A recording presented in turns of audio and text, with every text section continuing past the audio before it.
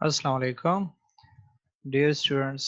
आज हम जो है कंपनसेशन मैनेजमेंट में नया चैप्टर पढ़ेंगे। वो है स्ट्रेटेजिक कंपनसेशन प्लानिंग, कि हम जो है किस तरीके से लॉन्ग टर्म के लिए अपने कंपनसेशन की प्लानिंग करते हैं। हमने किस तरीके से डिसाइड करना है कि हमने फ्यूचर में कितना पे करना है, कितना जो है पे नहीं करना, एम्प्लॉयज़ को क्या बेनिफिट्स देने हैं, उसके लिए क्या प्रोसीजर हम फॉलो करते हैं। लर्निंग ऑब्जेक्टिव्स हमारे पास जो है इस चैप्टर के 5 हैं। पहला है डिफाइन स्ट्रेटेजिक कंपनसेशन प्लानिंग, कि स्ट्रेटेजिक कंपनसेशन प्लानिंग से हमारा मुराद क्या है, क्यों उसको हम जो है स्ट्रेटेजिक प्लानिंग कहते हैं। सेकंड इंपॉर्टेंट चीज जो हम इस चैप्टर में है वो है understand the process of compensation planning, कि वो कौन सा प्रोसेस है जिसके जरिए से हम गुजर के क्या करते हैं, एक बेहतर कंपनसेशन प्लानिंग डिसाइड कर सकते हैं। थर्ड चीज है list different methods of compensation planning, कौन से डिफरेंट मेथड्स हैं जिसके जरिए से हम क्या करते हैं, कंपनसेशन प्लानिंग को डिसाइड करते हैं। जैसे हमने जो है पढ़ा हुआ है, एक है कि ट्रेडिशनल कंपनसेशन प्लानिंग है और दूसरा जो है मॉडर्न कंपनसेशन प्लानिंग है। तो इसको अंडरस्टैंड करना है कि ये बेसिकली क्या होते हैं और ये चीजें क्या है, किस तरीके से फंक्शन करती हैं। सो स्टार्ट करते हैं कि कंपनसेशन मैनेजमेंट या कंपनसेशन प्लानिंग जो है किसे कहते हैं। ठीक है, जो हमारा चैप्टर का नाम है, जैसे हमने कहा कि स्ट्रेटेजिक कंपनसेशन प्लानिंग। तो स्ट्रेटेजिक कंपनसेशन प्लानिंग से हमारी मुराद क्या है। तो कहता है कि once have employees have done their jobs and been appraised, they expect to be paid. Each employee's pay should be more in sense in terms of company's overall pay plan. Developing a pay plan is an important in a small firm as a large one. जाहिर सी बात है, जब हम क्या करते हैं, एक पे प्लान को डिसाइड करते हैं, तो हम पहले चैप्टर से ही इसी के बारे में बार बार जिक्र कर रहे हैं कि एम्प्लॉयज अगर सेटिस्फाइड होंगे तो आपको जो है अपने ऑब्जेक्टिव्स अचीव करना आसान होगा। और हम क्या करते हैं कि जब हम जो है एम्प्लॉयज को एन अप्रेस कर लेते हैं, उनकी जो है परफॉर्मेंस को देख लेते हैं कि उन्होंने काम किस तरीके से किया, कौन से पोजीशन पे उसने काम किया, उसकी परफॉर्मेंस कैसी थी, तो हम उसी के बेसिस पे करते हैं। अक्सर अगर आपने देखा होगा तो साल का एंड जब हो रहा होता है तो एम्प्लॉयज अक्सर जो है इस चीज के इंतजार में होते हैं कि उनको जो है इंक्रीमेंट मिलेगा, उनको जो है इंक्रीज मिलेगा, क्योंकि उन्होंने बड़ा अच्छा परफॉर्म किया था। बार बार जो है वो अच्छी परफॉर्मेंस शो कर रहा था थ्रू आउट द ईयर, और उसको जो है फिर at the end of the year जो है नॉन मॉनिटरी बेनिफिट मिल जाता है, रिवॉर्ड मिल जाता है, उनको जो है लोगों के सामने रिकॉग्निशन मिल जाती है। तो वो बंदा जो है क्या करता है, किसी के बेसिस पे एक्सपेक्ट भी करता है कि उसको पे कितना किया जाएगा, और इसीलिए कहता है कि एम्प्लॉइज पे should make sense in terms of companies overall पे प्लान। और जाहिर सी बात है कि जो एम्प्लॉइज का पे प्लान है उसी के मुताबिक ही कंपनी ने पूरा प्लान बनाया हुआ है कि एम्प्लॉइज को वो कितना पे करेगी। तो एम्प्लॉइज भी उसी के दायरे में रह के अपने लिए जो है डिसाइड करेगा, या जो है वो क्या करेगा, एक्सपेक्ट करेगा कि उसको कितना पे किया जाएगा। और पे प्लान जो है सिर्फ छोटी कंपनियां नहीं बनाती या सिर्फ बड़ी कंपनी नहीं बनाती, दोनों के लिए जरूरी होता है। क्योंकि दोनों, जहां पे आपके जो है ह्यूमन रिसोर्स शामिल हो जाता है, वहां पे आपके लिए ये इंपॉर्टेंट हो जाता है कि आप इस चीज का ख्याल रखो, आप अच्छे तरीके से अपने एम्प्लॉयज को पे करो, ताकि आपके ऑब्जेक्टिव्स इजीली अचीव हो सके। कहता है कि paying wage rates that are too high may unnecessarily expensive, and paying less may guarantee interior help and high turnover. Furthermore, internally inequitable wage rates will reduce morale and cause endless badgering of by employees demanding rises. कि अगर आप क्या करते हो कि employees को बहुत ज्यादा पे करते हो, वेज रेट बहुत हाई रख लेते हो, आप कहते हो कि सारे एम्प्लॉइज सेटिस्फाइड उनको मैं ज्यादा पे करूंगा, तो ठीक है, आपके एम्प्लॉइज तो सेटिस्फाइड होंगे, लेकिन मसला क्या आएगा कि आपके जो है एक्सपेंसेस बढ़ जाएंगे। अब कंपनी का सिर्फ एक ही तो यही मोटिव तो नहीं है कि उसके एम्प्लॉइज खुश रहें, उसने प्रॉफिट भी तो कमाना है, और उसके प्रॉफिट के दौरान जो है बाकी किसी डिफरेंट किस्म के उसके एक्सपेंसेस भी तो डिडक्ट हो रहे होते हैं। तो कंपनी को इस चीज का भी ख्याल रखना चाहिए कि उसके जो है इसके अदर देन जो आपके जो है फैक्ट्री ओवरहेड या और जो कॉस्ट आ रही है, उसके अलावा जो है एम्प्लॉयज के वेजेस भी बड़ा इंपॉर्टेंट है, और अगर आप उसको बहुत ज्यादा पे करोगे तो कंपनी के लिए जो है प्रॉब्लम हो सकती है, उसके एक्सपेंसेस बड़े हाई हो सकते हैं। और अगर वो जो है इस सोच के साथ जो है कम पे करती है कि जी मैं अपने एक्सपेंसेस को कम करना चाहता हूँ, तो अभी प्रॉब्लम क्या होगी, एम्प्लॉयज जो है ऑर्गेनाइजेशन के अंदर स्टे नहीं करेंगे, और वो जो है क्या करेंगे, आपके टर्नओवर को इंक्रीज कर देंगे। आपके जो है हर महीने में जो है दो या एक एम्प्लॉय छोड़ के जा रहा होगा, 2-3 महीने बाद फिर दूसरा एम्प्लॉय छोड़ के जा रहा होगा, साल बाद छोड़ के जा रहा होगा। कि जो एक्सपेक्ट कर रहा होगा कि जी मुझे जो है आप इंक्रीमेंट ज्यादा लगा कर दोगे क्योंकि मैंने परफॉर्मेंस अच्छी की थी और आप उसको एक्सपेक्टेशन के अकॉर्डिंगली पे नहीं करते, तो वो ऑटोमेटिकली क्या करेगा, मूव कर जाएगा।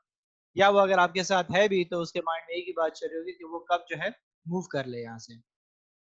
थर्ड बात जो इन्होंने कही हुई है कि अगर आप जो है इनइक्विटेबल तरीके से चलते हो, किसी को ज्यादा पे कर रहे हो, किसी को कम पे कर रहे हो, तो आपके जो है एम्प्लॉइज का मोरल डाउन हो जाएगा। क्यों डाउन हो जाएगा? वो कहेगा कि जी मैं तो इसी पोजीशन पे काम कर रहा हूँ, इतनी मेहनत कर रहा हूँ, मुझे कम पे किया जा रहा है, दूसरा बंदा ऐसा क्या कर रहा है जो उसको ज्यादा पे किया जा रहा है। तो अगर सेम पोजीशंस पे आप इस तरीके से जो है पे करना शुरू कर दोगे तो फिर प्रॉब्लम्स बनेंगी। और ये चीजें क्या करेंगी, जो हमने कहा कि बैडरिंग का वर्ड यूज किया, कि ये जो है थ्रू आउट उनको जो है अजियत देती रहेगी, एम्प्लॉयज को तंग करती रहेगी कि जी हमें जो है इंक्रीज करके दो, उस बंदे को आप ज्यादा पे कर रहे हो, मुझे कम पे कर रहे हो, जी अगला साल आने वाला है, मुझे जो है इस बंदे से ज्यादा पे करो क्योंकि उसने पिछले साल ज्यादा जो है सैलरी ली थी। तो इस किस्म के प्रॉब्लम्स आपको जो है फेस करना पड़ते हैं। नेक्स्ट कहता है कि the strategic compensation planning, otherwise called the process of looking ahead at what an organization needs to do about its reward policies and practices in the future. Strategic planning basically compensation planning, उसको जो है हम क्या कहते हैं, process of looking ahead भी कहते हैं। ठीक है, क्योंकि स्ट्रेटेजी का वर्ड है, स्ट्रेटेजी का वर्ड मोस्टली हम जो है लॉन्ग टर्म के लिए जो है इस्तेमाल करते हैं कि आप लॉन्ग टर्म के लिए देखो कि आप किस तरीके से अपने कंपनसेशन पैकेज को डिजाइन करते हो। तो इसलिए कहते हैं कि इसको हम जो है ये भी कह सकते हैं कि ये एक प्रोसेस है हमारे पास। किस चीज का प्रोसेस है? जो ऑर्गेनाइजेशन को फ्यूचर की तरफ देखने पे माइल करती है कि आप देखो कि ऑर्गेनाइजेशन की क्या नीड्स हैं, उसको क्या करना चाहिए अपने रिवॉर्ड्स पॉलिसीज के लिए, अपने प्रैक्टिसेस कैसे उसको बेहतर करने चाहिए ताकि उसके एम्प्लॉयज यहाँ पे रिटेन कर सकें और वो लॉन्ग टर्म तक आपके साथ सस्टेन कर सके, इस चीज को अचीव कर सके। सो कहता है कि the compensation management deals with both ends and means. As an end, it describes a vision of what rewards policies look like in a few years time. As a mean, it shows how the vision will be realized. And means का word जो है ये जो हम एक साथ use करते हैं, तो मोस्टली इसके लिए इस्तेमाल करते हैं कि कंपनी किस तरीके से अपने ऑब्जेक्टिव्स को अचीव करेगी। ठीक है, कि एंड्स उसके क्या है, वो अपने आप को कहाँ देखना चाहती है और कौन से तरीके हैं उसके लिए कि वो उन चीजों को अचीव करेगी, अपने आप को वहां तक पहुंचाएगी। तो इसलिए कहता है कि जब ने हमने जो है एंड का जिक्र किया तो कंपनी अपने आप को जो है देखेगी कि कुछ सालों बाद वो कहाँ तक उसकी जो है रिवॉर्ड पॉलिसीज पहुंच जाती है, वो क्या क्या चीजें उनको प्रोवाइड कर सकती है। और इन चीजों को अचीव करने के लिए कंपनीज को जो है मीन्स देखने होंगे कि कौन से जराए हैं कि वो अपना जो है इस विजन को अचीव कर सके, वो इस जगह तक पहुंच सके, अपने आप को इतना कैपेबल बना सके कि वो जो है अपने एम्प्लॉइज को जो उसने विजन किया था वो चीजें प्रोवाइड कर सके। So therefore strategic compensation is also called visionary management. इसको आप जो विजनरी मैनेजमेंट भी कहते हो क्योंकि ये क्या करती है, फ्यूचर आपको बताती है कि आप कहां तक अपने आप को देखना चाहते हो, अपने आप को फ्यूचर में कहां पे रखना चाहते हो। But it is also called empirical management, which decide how in practice it is going to get there. इसको साथ साथ हम इसको जो है empirical management भी कहते हैं। empirical management से मुराद हमारा क्या होता है, वो चीजें कि जो हम क्या करते हैं उसके बैकग्राउंड होता है, उसके जो है रीजंस होती हैं, हमारे पास कोई ठोस सबूत मौजूद होता है, उसकी बेसिस पे डिसाइड करते हैं। और इसलिए ने कहा कि आप कैसे जो है इन प्रैक्टिस लेकर आते हो इन चीजों को, कि आप उन चीजों को वहां तक ले जाते हो। आप कौन से ऐसे जो है प्लान्स बनाते हो, कौन से ऐसे स्ट्रेटजीज बनाते हो जो आपको जो है वहां तक पहुंचा सकती है। तो इन चीजों को आपको एनालाइज करना पड़ता है इसमें। सो ये था हमारा स्ट्रेटजी कंपनसेशन प्लानिंग, जिसको हमने क्या कहा कि क्या है बेसिकली स्ट्रेटजी कंपनसेशन प्लानिंग, कि आपकी कंपनी किस तरीके से अपने आप को फ्यूचर में देखती है और कहाँ पे उसको कंसिडर करती है, और उसके लिए कंपनी जो है किस तरीके से अपना रोड मैप डिसाइड करती है कि वो इन चीजों को अचीव करेगी। तो स्ट्रेटेजी कंपनसेशन प्लानिंग हमारा क्या हुआ कि स्ट्रेटेजी कहते हैं लॉन्ग टर्म, कंपनसेशन हमने कितना पे करना है, कैसे डिजाइन करना है और उसके लिए प्लान क्या करना है। अब नेक्स्ट चीज आ जाती है कि कंपनसेशन प्लानिंग के जो है प्रोसेस किस तरीके से होता है।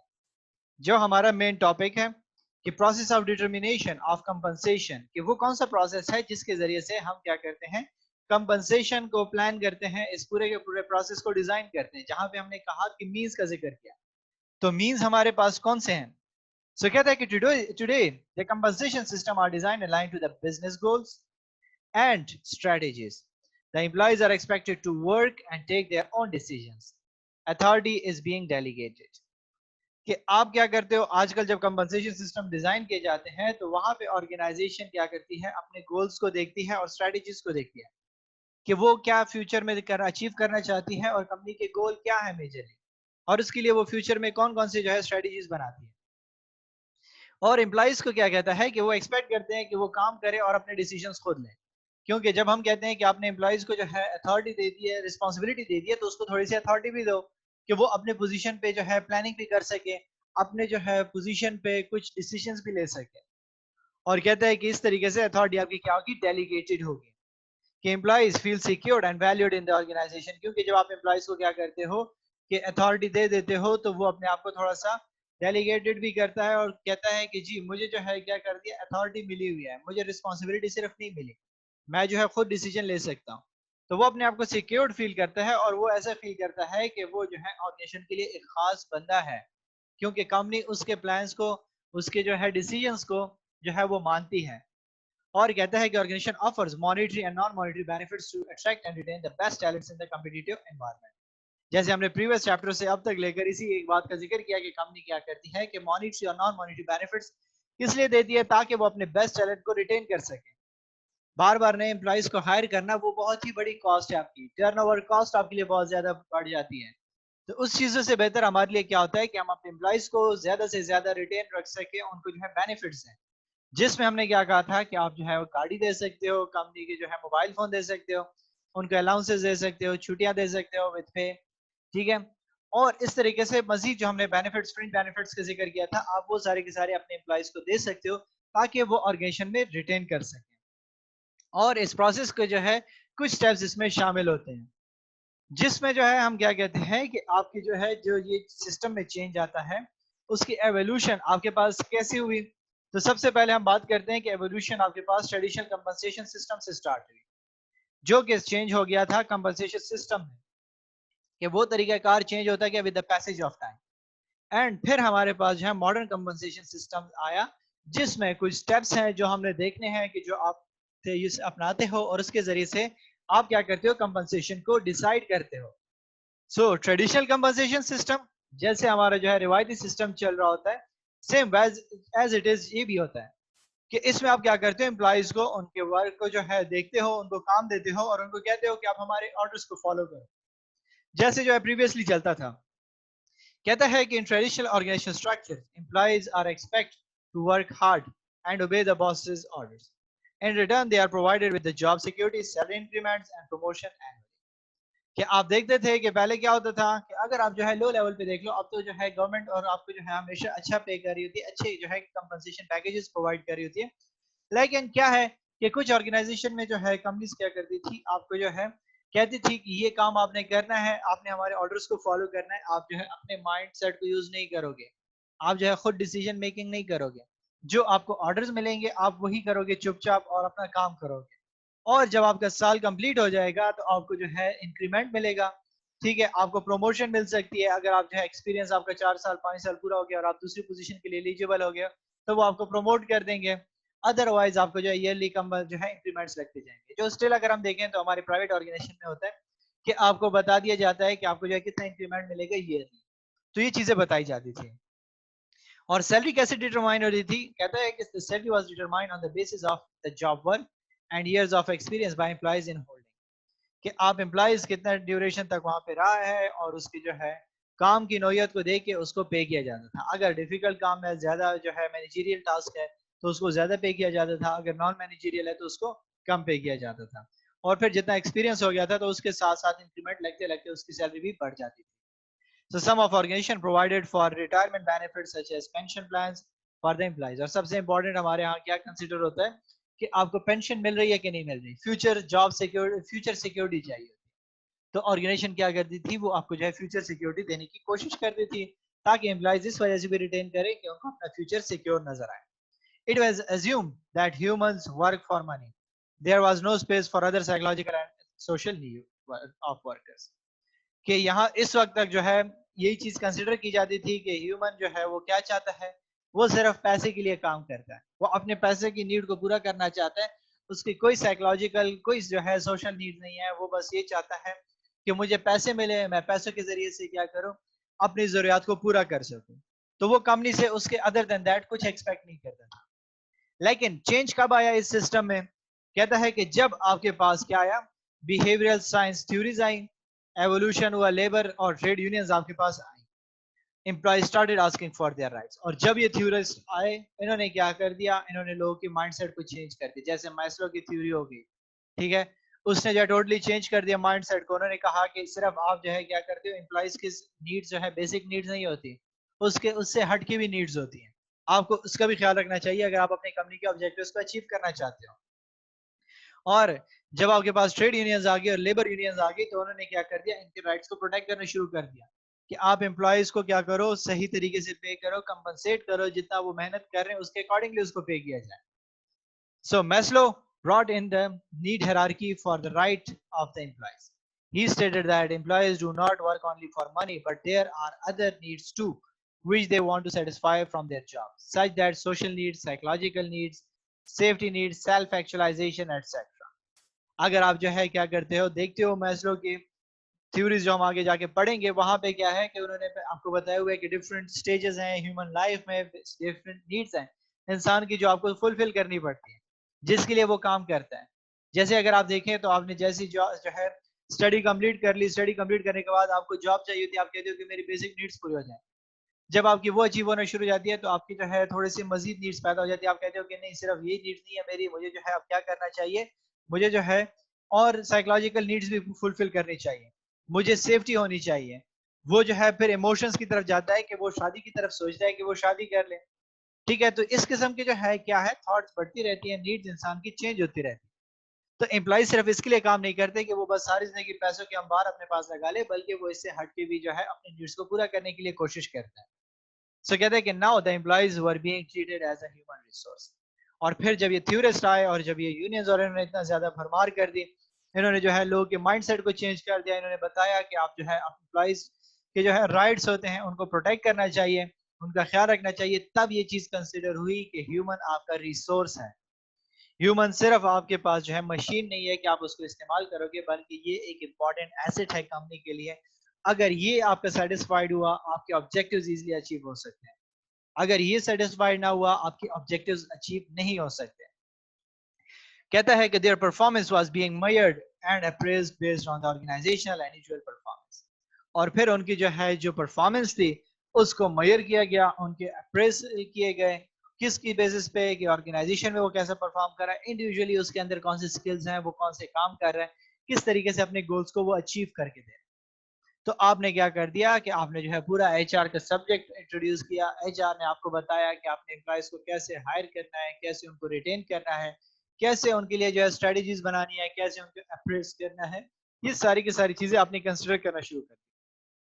अदर देन दैट, हमारे जो एक लेमैन की डेफिनेशन होती थी एचआर के मुतालिक, वो क्या होती थी, hiring and firing. But HR is not about hiring and firing. जब इस किस्म की थ्योरीज आई और उन्होंने इन चीजों को देखा, इन्होंने जो है डीपली एनालाइज किया, तो उन्हें बताया कि ऑर्गेनाइजेशन के अंदर आपका जो है ह्यूमन एक इंपॉर्टेंट एसेट है और उसको डिफरेंट एस्पेक्ट से आपको देखना पड़ता है। सो कहते हैं कि कंपटीशन अमंग एम्प्लॉइज एग्जिस्टेड, और एम्प्लॉइज के दरमियान जो है एक कंपटीशन एग्जिस्ट करती है। Employees were expected to work hard to have the job security. Job security, the compensation system was designed on the basis of job work and related proficiency of employees.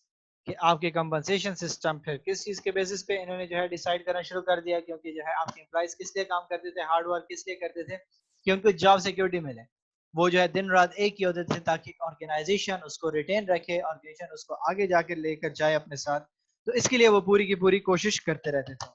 और आपके जितने भी compensation system design होते थे, फिर वो किस basis पे शुरू होना डिजाइन होना शुरू हो गए कि वो किस किस्म का काम कर रहा है और उसके जो है उससे रिलेटेड कितनी प्रोफिशिएंसीज है। तो जिसको हम जो है सिंपल जुबान में जॉब डिस्क्रिप्शन और जॉब स्पेसिफिकेशन भी कहते हैं। थर्ड चीज जो हमारे प्रोसेस में स्टेप्स आ जाती हैं, जो मॉडर्न कंपनसेशन सिस्टम में आ जाती हैं, तो उसमें सबसे पहली चीज आपकी आ जाती है कि हम क्या करते हैं, कंडक्ट करते हैं कि किस तरीके से वेज या जो है सैलरी जो है हम डिसाइड करेंगे मार्केट में कौन सी सैलरी चल रही है, जिसको हम कहते हैं कंडक्टिंग वेज सैलरी सर्वे। कि हम मार्केट को देखते हैं, मार्केट में क्या प्रिवेलिंग चल रहे हैं। जब आपको मार्केट के रेट्स पता चल जाते हैं, तो उसके बाद आप क्या करते हो, determine the worth of each job. Through evaluation, job evaluation. क्या आप फिर क्या करते हो कि जॉब की इवेल्युएशन करते हो, देखते हो कि कौन सी जॉब की नौयत क्या है, वो कितनी इंपॉर्टेंट है, उसके अकॉर्डिंगली आप क्या करते हो, एम्प्लॉइज को पे करने की कोशिश करते हो। फिर जब आपके पास डिसाइड हो जाता है कि कौन सी एम्प्लॉय जो है जॉब्स मैनेजरियल है, कौन सी नॉन मैनेजरियल है, कौन सी वेज है, कौन सी सैलरी बेसिस पे आपने डिसाइड करना है, तो आप उनके अलग अलग ग्रुप्स बना लेते हो, पे ग्रेड्स डिसाइड कर लेते हो कि इन पे ग्रेड्स पे ये लोग काम करेंगे और इनको इतना पे किया जाएगा।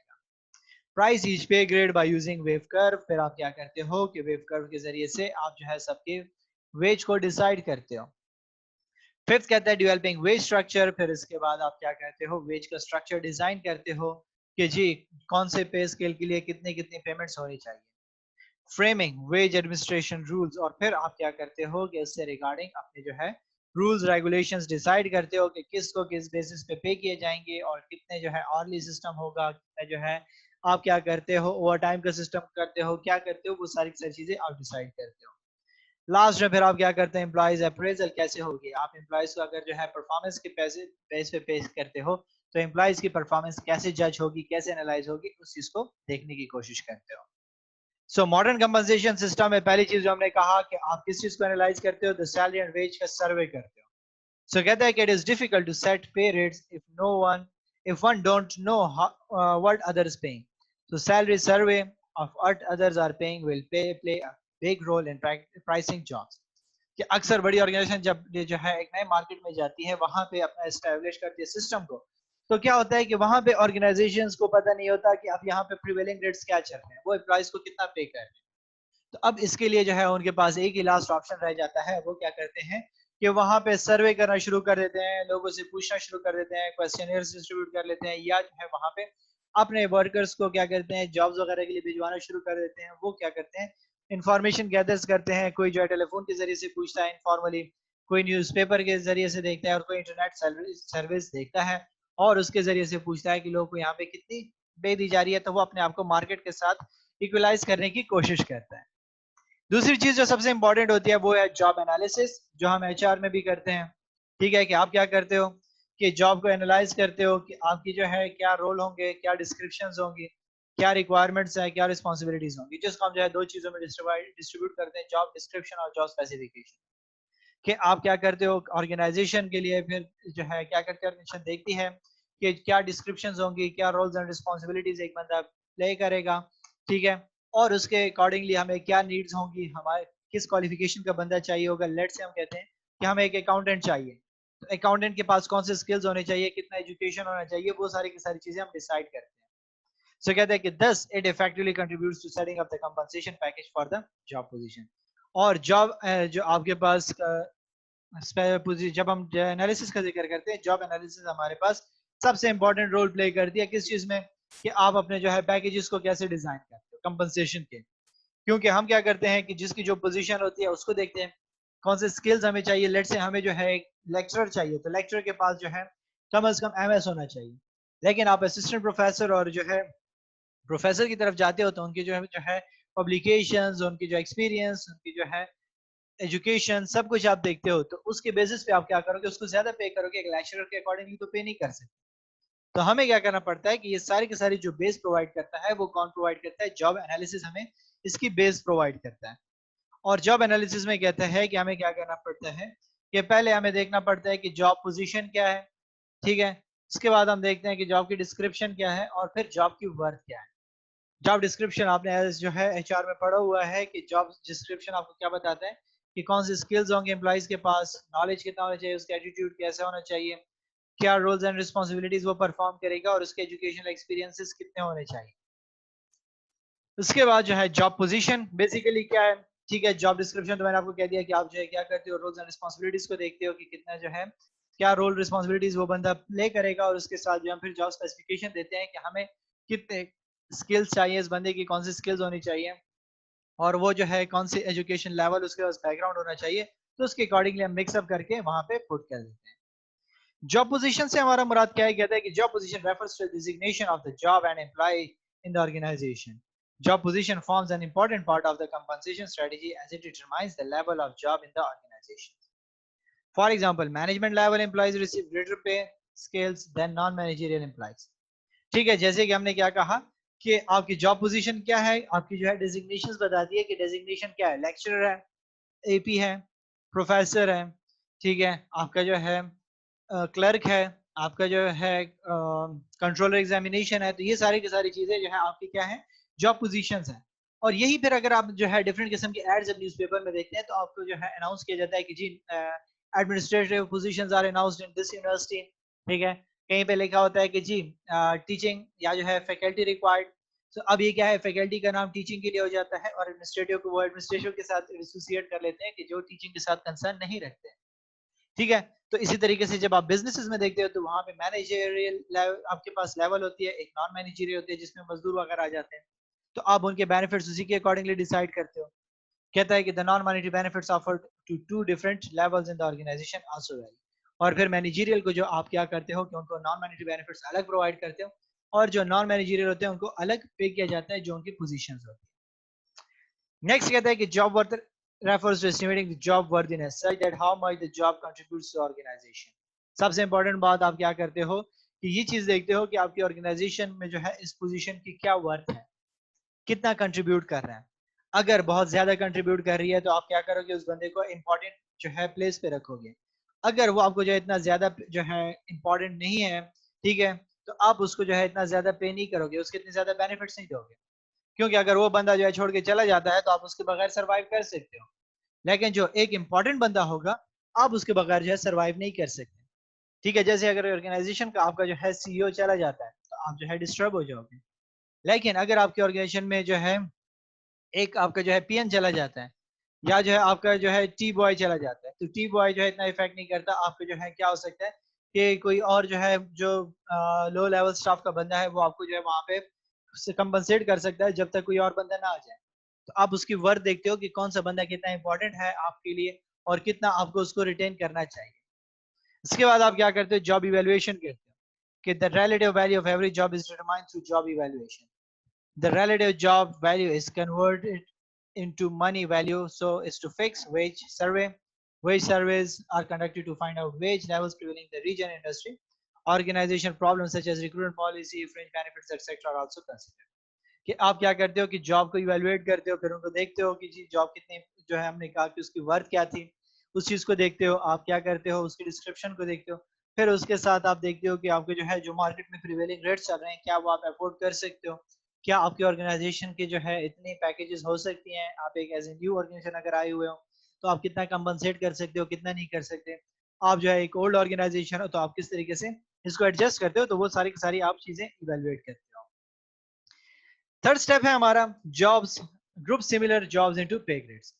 फिर इसके बाद कहता है कि once the committee has used job evaluation to determine the relative worth of each job, it can turn to the task of assigning pay rates to each job. However, it will usually want to first group jobs into pay grades. It could, of course, just assign pay rates to each individual jobs. कि अब जब इन्होंने job evaluation कर ली, market के साथ भी देख लिया, इन्होंने जो है उसको एनालाइज कर लिया, तो अब वो क्या करेगा, डिफरेंट ग्रेड्स डिसाइड करेगा कि कौन कौन से ग्रेड्स होंगे और उस ग्रेड के बंदे को कितना पे किया जाएगा, उसकी क्या रिस्पॉन्सिबिलिटीज होंगी, कितना जो है उसको मॉनिटरी बेनिफिट्स मिलेंगे, कितने नॉन मॉनिटरी बेनिफिट्स मिलेंगे। आप क्या करते हो, इन चीजों को एनालाइज करने की कोशिश करते हो। But for larger employer, such a plan would be difficult to administer since there might be different pay rates for hundred or thousand of jobs. And even in the smaller organization, there's tendency to try to simplify wage or salary structure as much as possible. Therefore, the committee will probably group similar jobs into pay grades of pay purposes. कि जब आप इस तरीके से बड़ी organisation की तरफ जाते हो तो बड़ी ऑर्गेनाइजेशन में क्या होता है कि वहां पे बहुत ज्यादा मजदूर, बहुत ज्यादा जो है वर्कर्स काम करते हैं। तो अब आप उनको क्या करोगे, उनकी जो है ज्यादा से ज्यादा ग्रुप्स बनाने की कोशिश करोगे, आप उनको जो है सिंप्लीफाई करने की कोशिश करोगे, क्योंकि आप जो है अब अलग अलग ग्रेड्स तो नहीं बना सकते कि जी 5 एम्प्लॉई एक ग्रेड पे, 5 दूसरे पे। आप क्या करोगे, फिर उसी अकॉर्डिंगली क्या जो है बड़े बड़े से ग्रुप्स बनाओगे, जिसके लिए जो है अपने स्पेशल पैकेजेस डिजाइन करोगे, उसी ग्रुप्स में उनको पुट करोगे कि कौन कौन से लेवल पे बैठा हुआ है, कौन से लेवल पे नहीं बैठा हुआ। और इवन छोटी ऑर्गेनाइजेशन भी हो तो वो भी कोशिश करती है कि वो अपने सैलरी और वेज स्ट्रक्चर को क्या करे, वो सिंप्लीफाई कर सके। क्योंकि जरूरी नहीं है कि आप जो है सिर्फ आज के लिए डिसाइड करो, क्योंकि हम स्ट्रेटेजी की बात कर रहे हैं, लॉन्ग टर्म के लिए सोच रहे हैं कि लॉन्ग टर्म में हमने इन चीजों को लेकर जाना होगा, हमने उनके लिए पैकेजेस को इस तरीके से रिटेन रखना होगा। जब इंक्रीमेंट्स की बात आएगी, जब अप्रेजल्स होंगे, उनके जो है जब अचीवमेंट्स वो कर लेंगे, आप उनको non monetary benefit extra provide कर रहे हो, तो वो सारे के सारे सिस्टम कैसे चलेगा। तो उसके लिए आपको जो है डिफरेंट ग्रेड्स में डिस्ट्रीब्यूट करना बहुत इंपॉर्टेंट हो जाता है। और इसीलिए फिर हम क्या करते हैं, उसको ब्रेकअप करते हैं, डिफरेंट ग्रुप्स बनाते हैं, और वो ग्रुप्स जो है आपके क्या होते हैं, उसके अकॉर्डिंगली आप उनके लिए फिर क्या करते हो, नेक्स्ट स्टेज में जाते हो और डेवलप करते हो वेज स्ट्रक्चर, कि किसको कितना पे किया जाएगा, वो सारी की सारी चीजें आप डिजाइन करते हो। सो कहता है कि on basis of foregoing steps and in an equitable wage structure is prepared, while determining such structure several points needed to be considered। कि आप एक इक्विटेबल स्ट्रक्चर जब आप डिसाइड करते हो, तो वहां पे कुछ पॉइंट्स आपको जो है जहन में रखने होंगे। पहली चीज क्या है, लेजिस्लेशन रिलेटिंग टू वेजेस, कि आपके जो है मार्केट में कौन से कानून मौजूद हैं वेजेस से रिलेटेड, ठीक हो गया, कि आप जो है कम कितना पे करोगे, कम से कम कितना पे करोगे, कौन कौन से बेनिफिट्स दोगे, ज्यादा से ज्यादा जो है अगर आप उनको बेनिफिट्स देते हो तो कौन कौन सी जो है उनकी इंपॉर्टेंट बेनिफिट्स है जो आपको देनी होंगी। ठीक है, आपके जो है जो लेबर यूनियंस हैं वो क्या कर रही हैं, आपकी गवर्नमेंट ने जो लेजिस्लेशन लॉज बनाए हुए हैं वो कैसे हैं, आप उन चीजों को देखते हो। नेक्स्ट पॉइंट कहता है कि पेमेंट्स इक्वल टू मोर और less than prevailing wage rates, आप इस चीज को भी देखोगे कि मार्केट में आप जो पे कर रहे हो वो कम दे रहे हो, ज्यादा दे रहे हो, किस बेसिस पे कर रहे हो। आपके जो है अगर एम्प्लॉय जो है कंपटीटर ज्यादा पे कर रहा है, तो फिर तो जाहिर सी बात है आपको छोड़ के वहां पे जाएगा, तो आप उसके साथ ऐसा क्या डिजाइन करके दे रहे हो कि आपका एम्प्लॉय यहाँ पे रिटेन कर सकेगा। नंबर एंड विड्थ ऑफ पे ग्रेड्स, के कितने लोग होंगे, कितने ग्रेड्स होंगे, उस ग्रेड के अंदर कितने क्या लोग आएंगे, वो सारी की सारी चीजें आप डिसाइड करते हो। Jobs to be placed in each pay grade, कितने जॉब्स को जो है आप ईच पे ग्रेड के अंदर जो है रखते हो, कि इसके अंदर 5 जॉब्स होंगे, 6 होंगे, 7 होंगे, कितने ग्रुप्स होंगे जिनको हम इसमें पुट करेंगे। जैसे मैंने आपको कहा कि एडमिनिस्ट्रेटिव पोजीशंस, तो एडमिनिस्ट्रेटिव पोजीशन में अलग जितनी एडमिनिस्ट्रेशन से रिलेटेड होती हैं वो सारे के सारे जॉब्स जो आ जाती हैं। ठीक है, फिर आप जो है क्या कर रहे हो कि जो है क्लैरिकल वर्क की तरफ आ जाते हो, क्लैरिकल स्टाफ अलग हो जाता है, आप जो है क्या करते हो कि फैकल्टी पोजीशन की तरफ अलग आ जाते हो। तो ये सारी की सारी चीजें क्या है, सब चीजों को डिस्ट्रीब्यूट करती है, डिफरेंट पार्ट्स में पुट कर देती है। इसके बाद कहता है कि प्रोविजंस फॉर मेरिट इंक्रीजेस, कि आपके जो मेरिट के बेसिस पे आप जो है उसमें इंक्रीजेस लेकर आ रहे हो वो कैसे होंगे।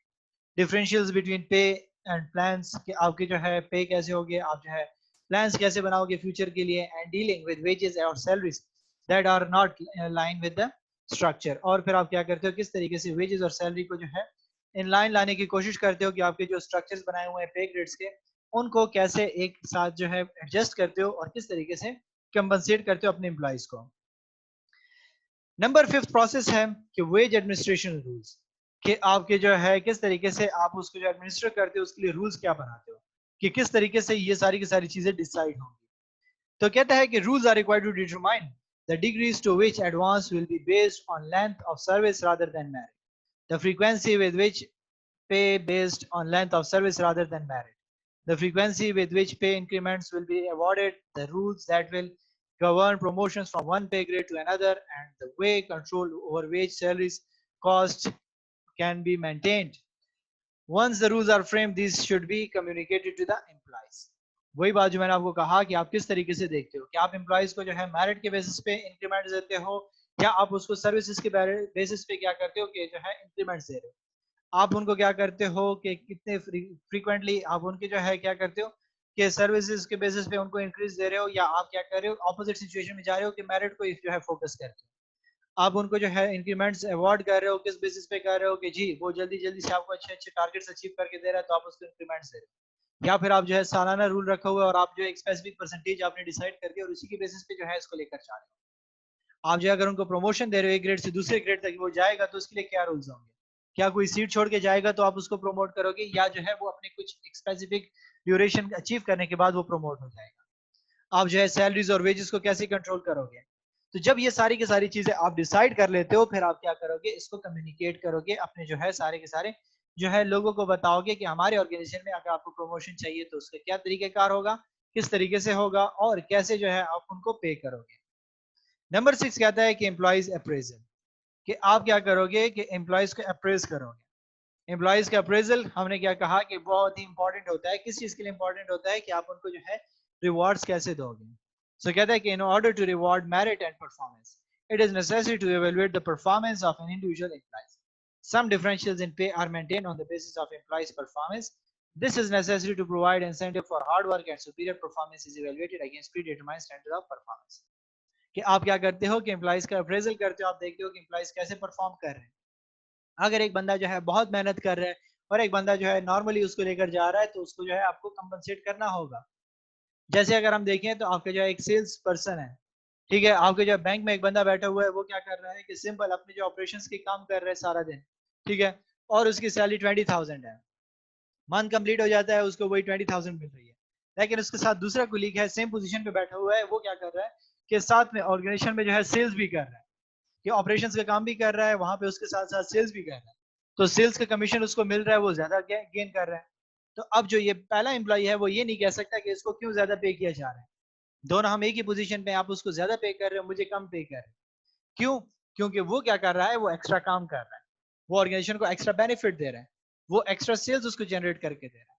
तो जब वो एक्स्ट्रा काम करेगा, वो एक्स्ट्रा परफॉर्मेंस शो करेगा, तो आप क्या करोगे, उसको एक्स्ट्रा पे भी करोगे.